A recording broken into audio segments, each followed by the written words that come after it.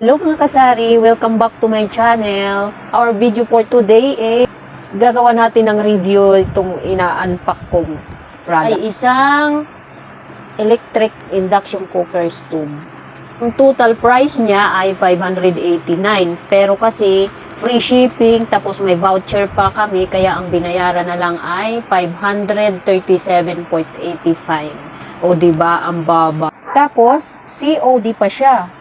Safe na safe talaga yung product sa loob. Makapal pa yung box. Hala! Ang ganda niya! Super! Worth it talaga ang pinambili dito. Sulit na sulit. Satisfied talaga ako sa product. Instruction for use. And then, kaya namin to kinuha kasi pagka biglaang nauubusan ng gas, lalo na pag mga alanganing oras, gaya ng gabi, mahirap pag wala kang extra na di kuryente na kalan. Kaya kami bumili ng ganito kasi hassle. Hindi natatapos magluto at saka parang hindi ka makakain, mga instant na lang kakainin mo pag mga alanganing oras na nauubos ang gas. So ito, ang ganda niya, meron siyang pang ano lang, pang init, keep warm, may pang soup, meron siyang pang hot pot, at saka meron siyang pang stir fry, pang gisa-gisa. Ayan.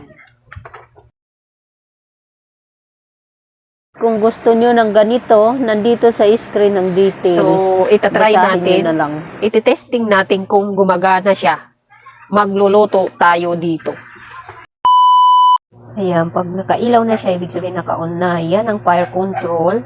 And then yan yung power on and off. Saka and then, before mo i-control yung fire, dapat isalang mo muna yung pan. Kasi hindi siya gagana pagka hindi mo muna isalang ang pan. Super convenient siya gamitin. Madali i-operate. Napakasimple lang ng gagawin. Tapos yung plate surface niya, hindi mainit. Ang mararamdaman mo lang mainit yung pan.